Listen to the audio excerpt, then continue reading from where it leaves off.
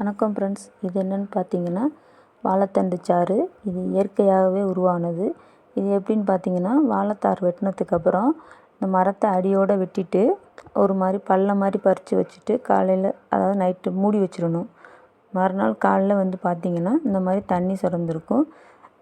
அதை எடுத்து குடித்தோம் அப்படின்னா கிட்னியில் உள்ள கல் கரைஞ்சிறதுக்காக இதை ரெகுலராக குடிச்சிட்டு வரணும், இந்த கல் கரைஞ்சி வெளியில் வர வரைக்கும்.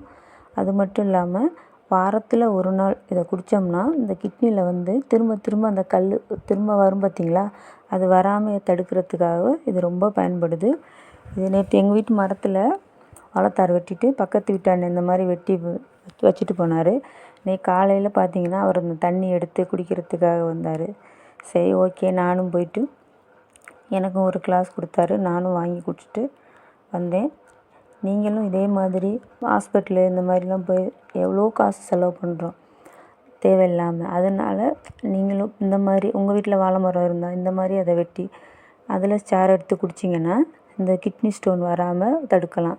அது மட்டும் இல்லாமல் இது பார்த்திங்கன்னா பெண்களுக்கு இந்த மாதவிடாய் டயத்தில் அதிகமான இரத்தப்போக்கு போகும் இல்லையா, அதை கட்டுப்படுத்துறதுக்கு இந்த தண்ணி நமக்கு பயன்படுது. பாருங்கள் ஃப்ரெண்ட்ஸ், இயற்கை நமக்கு எவ்வளவோ நல்ல விஷயங்களை கொடுத்துருக்கு. ஆனால் நம்ம தான் அதை சரியாக பயன்படுத்திக்கிறதில்ல. இனிமையாவது அதை நல்லா பயன்படுத்தி பலன் பெறுவோம் நம்புகிறேன். நன்றி.